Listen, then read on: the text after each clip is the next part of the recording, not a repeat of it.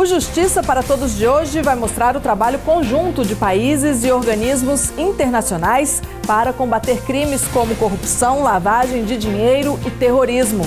O trabalho começa com a assinatura de acordos de cooperação internacional que definem regras para tornar as investigações mais efetivas e possibilitar o cumprimento de medidas judiciais em território estrangeiro.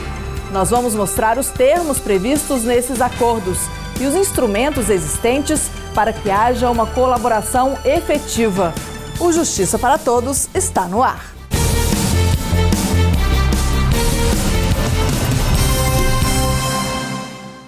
Vamos começar o programa com um resumo das notícias que movimentaram a Semana da Justiça Federal. A coordenação da Frentas, Frente Associativa da Magistratura e do Ministério Público, foi transferida no dia 25 de março da CONAMP, Associação Nacional dos Membros do Ministério Público, para a AJUF, Associação dos Juízes Federais do Brasil. O presidente da AJUF, juiz federal Roberto Veloso, será o coordenador dos trabalhos da entidade pelos próximos 6 meses. Cooperação Jurídica Internacional. Ela serve para facilitar investigações e permitir o cumprimento de medidas judiciais. O Brasil possui acordos com diversos países e também colabora quando os pedidos são feitos por autoridades estrangeiras. Justiça além das fronteiras. Para cumprir as leis não existe nenhum tipo de barreira.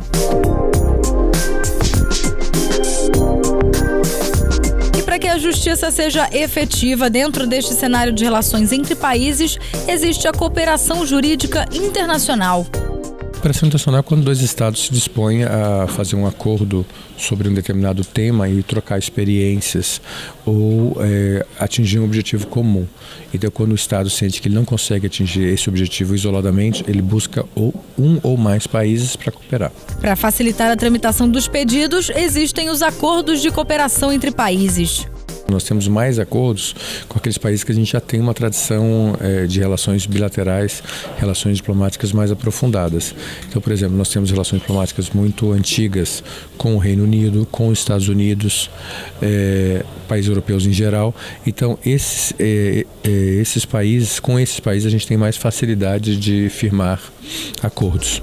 Eles valem para crimes de toda natureza, desde pensões alimentícias até crimes de corrupção e lavagem de dinheiro. Nós temos acordos bilaterais com diversos países, envolvendo, por exemplo, a área penal, civil, extradição, transferência de pessoas condenadas.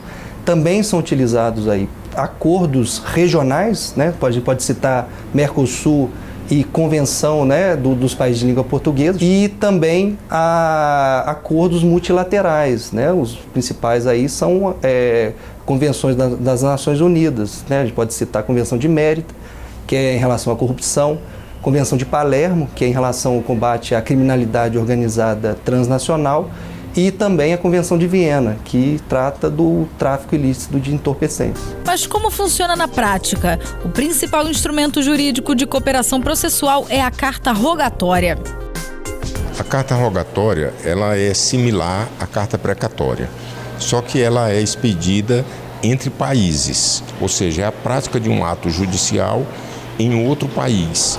A partir do momento que o pedido chega ao país, são as autoridades responsáveis de lá que vão fazer todo o trâmite de acordo com as próprias leis. Ela é enviada pelos meios diplomáticos. Então, aqui, depois do processamento regular, ela segue pelo Ministério das Relações Exteriores, que encaminha para o Ministério das Relações Exteriores daquele determinado país, que evidentemente enviará para o órgão judiciário competente pelas leis daquele país que está recebendo a carta rogatória. Nas cooperações não existe comunicação direta entre o juiz brasileiro e a autoridade estrangeira. Esse intermédio é feito pelas autoridades centrais de cada país. Aqui no Brasil, essa tarefa fica a cargo do Departamento de Recuperação de Ativos e Cooperação Jurídica Internacional, o DRCI, que é ligado ao Ministério da Justiça. Ele foi criado em 2004 por meio do Decreto 4.991 e teve as competências atualizadas em fevereiro de 2016. Já era autoridade central nas matérias penais e civis e também passou a ser autoridade central para extradição, transferência de pessoas condenadas e execução transferência de execução da pena. Um outro papel fundamental da autoridade central é estreitar as relações entre o Brasil e outros países, principalmente aqueles com os quais não existe nenhum tipo de acordo firmado. E nesses casos, como acontece a cooperação? O fato de não ter um acordo bilateral ou não se poder fazer valer algum acordo regional ou multilateral, é possível ainda assim fazer a cooperação jurídica, desde que haja, né, um compromisso de reciprocidade. Essa possibilidade hoje está expressa aí no Código de Processo Civil e que se aplica subsidiariamente aí ao processo penal. Até agora nós falamos sobre os pedidos que são feitos pelo Brasil, mas existe a direção inversa também. O trâmite é igual, lembrando que o papel de autoridade central ele vai além de simplesmente comunicar e tramitar esses pedidos. Há também uma análise formal aí dos pedidos de compatibilidade para garantir efetividade e lisura ao pedido. Hoje, o número de pedidos de cooperação que o Brasil faz é bem maior do que o que recebe. O Brasil demanda mais os países estrangeiros do que é demandado. Hoje, a média é de 70 de demanda ativa para 30 de demanda passiva. E isso é importante, né? Que a gente ressalte o quê? Como o Brasil demanda mais, é essencial que haja quando a gente é demandado, que é um número menor, haja uma agilidade e um compromisso de cumprir bem esses pedidos, né? Uma vez que essa balança hoje ainda é um pouco desproporcional. Fortalecer as relações internacionais é fortalecer as nações. As fronteiras elas estão abertas, os mercados comuns estão instaurados. É o caso do Mercosul, é o caso da União Europeia, é o Tratado do Atlântico Norte. Então, hoje, as fronteiras elas estão bastante diminuídas, digamos assim, em razão mesmo da globalização. Então, essas relações internacionais cada vez mais são mais importantes.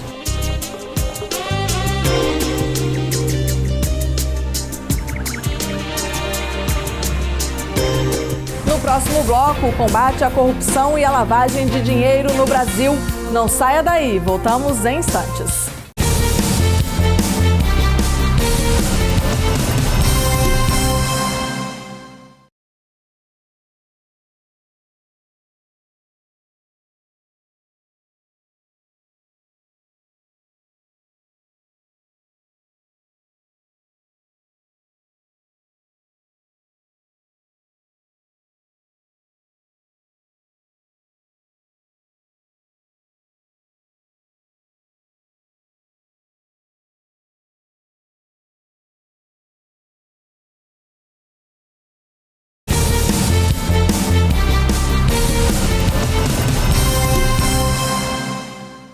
Você vai ver agora como é o trabalho de combate à corrupção e à lavagem de dinheiro no Brasil. Mais de 70 entidades públicas e privadas trabalham em conjunto para definir estratégias de prevenção a esses crimes. Veja também os acordos de cooperação jurídica entre diferentes países.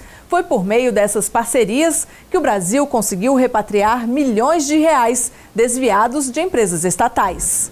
Dinheiro em contas na Suíça. Quantas vezes já ouvimos isso?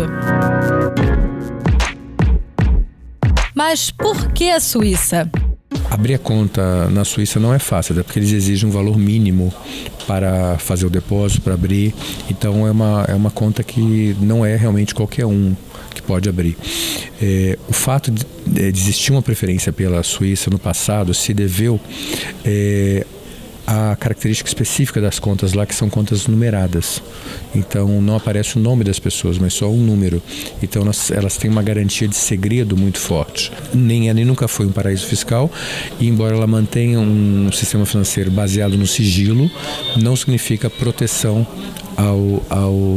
ao detentor daquela conta. Foram vários pedidos de quebra desse sigilo durante a Operação Lava Jato, por exemplo. Dinheiro da Petrobras que foi parar em contas na Suíça. E uma vez que o Ministério Público Suíço enviou informações oficiais sobre as contas, os seus verdadeiros titulares e quem podia movimentar, então essas informações chegavam ao Ministério Público Brasileiro, e com essas informações eles pediam então para que o juiz, o Poder Judiciário, expedisse mandatos de busca, apreensão e até mesmo de prisão preventiva ou não. O Brasil é signatário de vários tratados de combate à corrupção. Um deles é a Convenção de Mérida. É importante ressaltar que no âmbito penal há primeiro, né, um próprio tratado bilateral Brasil-Suíça, que é muito utilizado. Além disso, né, também se utilizam convenções multilaterais. Vamos citar, né, não só Mérida, que é, né, a Convenção das Nações Unidas contra a Corrupção, mas também a Convenção de Palermo, que é a Convenção contra o Crime Organizado Transnacional. Esses tratados, seja no âmbito bilateral como multilateral, eles viabilizam, primeiro, o bloqueio do recurso, e é bom que se diga que a Suíça, né, opera de forma extremamente célere em relação a esses bloqueios, e o posterior perdimento e repatriação desses recursos. E a Suíça não é o único país a colaborar com informações sobre a corrupção e a lavagem de dinheiro envolvendo a Petrobras. Em mais de 3 anos de Operação Lava Jato, foram feitos 183 pedidos de cooperação internacional, 140 deles pedidos ativos, ou seja, o Brasil buscando informação em outros 33 países.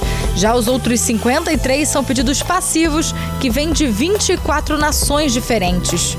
Para as investigações envolvendo a construtora Odebrecht, foi montada uma mega estrutura. No início deste ano, procuradores gerais de alguns países envolvidos no escândalo firmaram um acordo de cooperação jurídica inédito na América Latina. 11 países são signatários da Declaração de Brasília sobre a cooperação jurídica internacional contra a corrupção.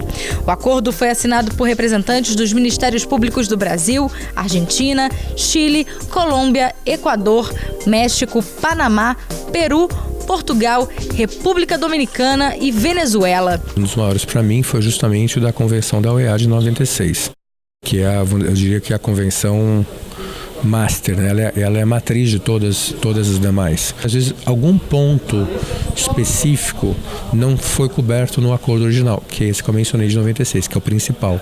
E aí, então, você pode fazer um acordo específico para cobrir especificamente um ponto que ainda não tinha sido, talvez, detalhado ou não tivesse sido muito bem regulamentado. Acordos como esse vão todos nessa direção, de facilitação, aumenta a cooperação e cobertura de um ponto que não foi bem detalhado no acordo original. Os acordos feitos com base em tratados e convenções internacionais servem para que as autoridades de um país façam solicitação a outros países para ouvir testemunhas ou pessoas investigadas. Assim, é possível produzir e compartilhar provas, fazer as quebras de sigilos bancários, telefônicos e de e-mails e até bloqueios de bens ou valores para prisões e extradições. No Brasil, os acordos são feitos pelo Ministério da Justiça ou pela Procuradoria-Geral da República. Desses acordos vieram as provas de contas secretas da Odebrecht do ex-deputado federal Eduardo Cunha na Suíça. Até na China, país que não tinha tradição de acordos com o Brasil, a Lava Jato buscou investigações sobre as contas usadas pelo doleiro Alberto Youssef para lavar dinheiro. A China não era um alvo preferencial de criminosos, seja para abrir contas ou seja para lavagem de dinheiro. Então não havia tanta demanda, vamos dizer assim, por acordos com a China. Como agora, nos últimos anos, né, na Lava Jato, os criminosos, eles tentaram diversificar a localização das suas contas e acabou-se chegando algumas contas na Ásia, aí esses acordos se tornaram importantes. Por meio dos acordos foi possível seguir o rastro do dinheiro ao redor do mundo e ainda repatriar 550 milhões de reais desviados da Petrobras. O combate à corrupção e à lavagem de dinheiro não é uma preocupação de hoje. Em 2003 foi criada a ENCLA, Estratégia Nacional de Combate à Corrupção e à Lavagem de Dinheiro. Formada por mais de 70 órgãos dos 3 poderes da República, Ministérios Públicos e da sociedade civil, que direta ou indiretamente trabalham na prevenção desses crimes. Ela é um instrumento, vamos dizer assim, composto por várias entidades.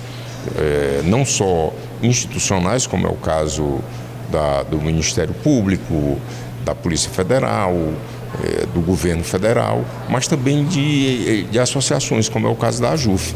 O trabalho desenvolvido pela ENCLA nesses anos trouxe resultados muito positivos. Um deles foi o Programa Nacional de Capacitação e Treinamento no Combate à Corrupção e à Lavagem de Dinheiro. A cada ano, esses encaminhamentos, inclusive do âmbito legislativo, tem gerado excelentes resultados. Um dos exemplos aí, a gente pode dizer que a alteração feita na lei de lavagem brasileira, né, como, por exemplo, excluindo o rol de crimes antecedentes, entre outras medidas, ela é um produto da ENCLA. No fim de 2016, a AJUF participou da aprovação de medidas para o enfrentamento da corrupção durante o ano de 2017.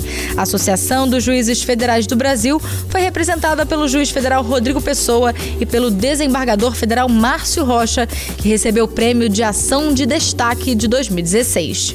Ela reconhece a importância do cidadão em auxiliar o Estado na apuração de irregularidades de um modo geral e dos crimes de corrupção.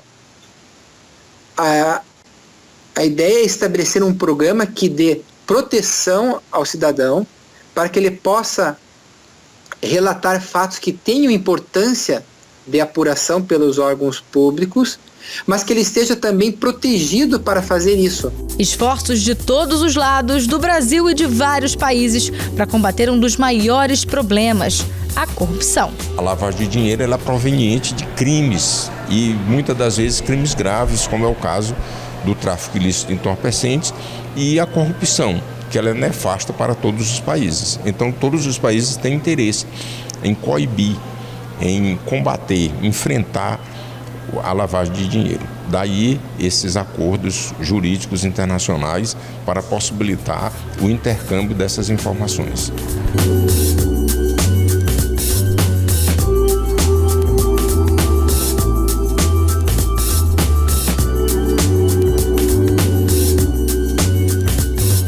Depois do intervalo, veja o trabalho conjunto de diferentes países e organizações no combate ao terrorismo. O Justiça para Todos volta já.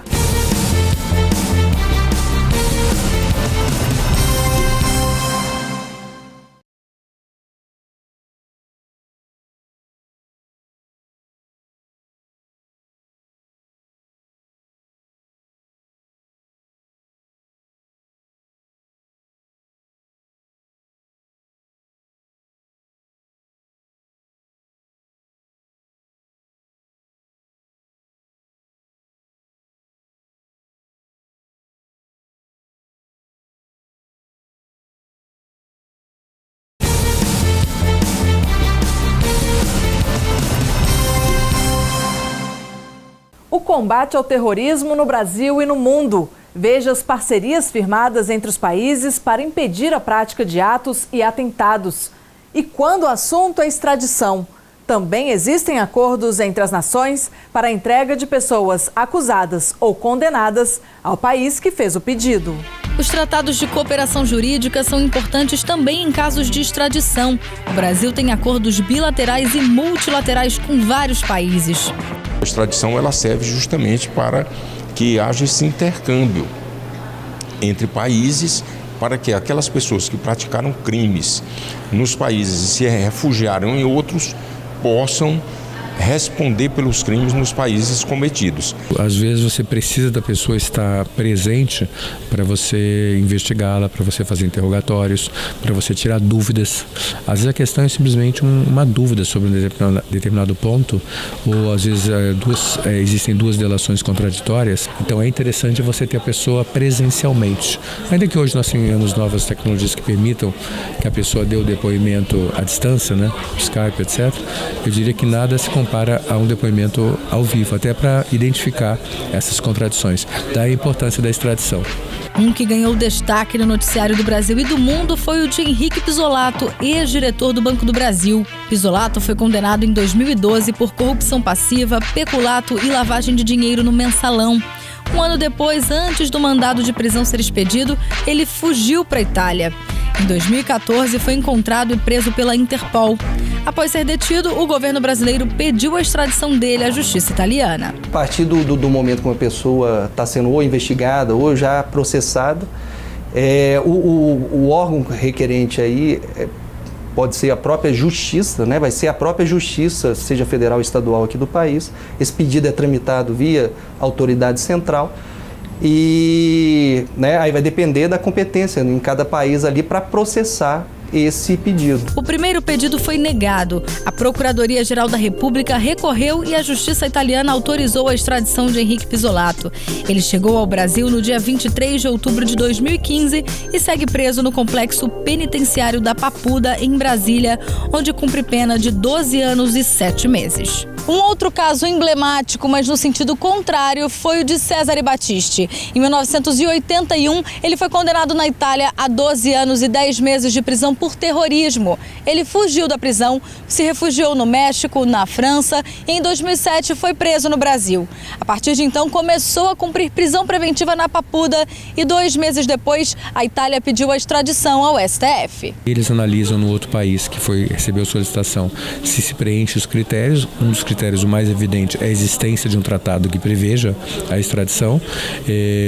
O juiz também, no outro país, no caso, ele também pode examinar outros aspectos, como a segurança da pessoa que está sendo extraditada, se há condições mínimas de segurança para essa pessoa do país que está solicitando. Mas o caso teve um fim bem diferente. O Supremo Tribunal Federal, ele não negou a extradição do Cesare Battisti. O que o Supremo Tribunal fez foi dizer que o presidente da República deveria decidir se faria ou não a extradição. E à época existia a presidência da República, o senhor Luiz Inácio Lula da Silva, que decidiu não fazer a extradição. No caso do governo brasileiro, havia uma sensação de que o acusado ele tinha participado de um movimento revolucionário na Itália e foi um contexto de exceção e entendeu que deveria proteger esse cidadão no Brasil, que era um cidadão italiano, não brasileiro. No final, optou-se pela vinda dele como imigrante. O Brasil também é signatário de convenções contra o terrorismo. O Conselho de Segurança da ONU é o responsável por enviar a lista com supostos terroristas aos países que fazem parte do acordo e todos têm a obrigação de fazer o bloqueio dos bens dos suspeitos. Trabalho para a Justiça Federal. Se encaminha o pedido que, né, necessariamente vai se envolver em um bloqueio de recursos para a Advocacia Geral da União, que por sua vez ajuiza no âmbito da Justiça Federal pedido de bloqueio de eventuais bens pertencentes ou a organizações, empresas, entidades ou pessoas naturais aí envolvidas com terrorismo. Cabe à Justiça Federal também o julgamento em casos de terrorismo. Embora não seja muito comum no Brasil, esse ano a Justiça condenou 8 acusados de terrorismo na Operação Hashtag. O grupo começou a ser monitorado depois que as autoridades brasileiras receberam um relatório do FBI. Por meio de quebra de sigilo telefônico, a Polícia Federal descobriu que os integrantes tinham interesse em promover o Estado Islâmico e que já teriam inclusive treinamento no Brasil. Ainda segundo a polícia, o grupo planejava por meio de mensagens de celular praticar atos de terrorismo no Rio de Janeiro durante os Jogos Olímpicos. Os investigados foram presos em 9 estados. O Brasil agiu preventivamente. As pessoas suspeitas de estarem planejando crimes para aterrorizar a população foram presas antecipadamente, preventivamente. Isso foi importantíssimo para a garantia da normalidade da grande competição esportiva que aconteceu aqui em 2014. São inúmeros os esforços para manter o país a salvo e para punir aqueles que usam outras nações na tentativa de ficar impunes.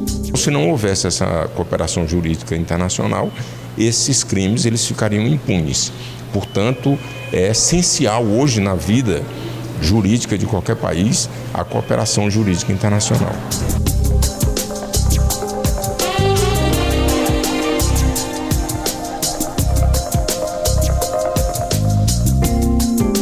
E o Justiça para Todos de hoje termina aqui. Participe do programa, envie sua sugestão para imprensa@juf.org.br. Você também pode assistir ao programa pela internet, na página da JUF ou no canal da associação no endereço youtube.com/tvajuf. Obrigada pela sua companhia.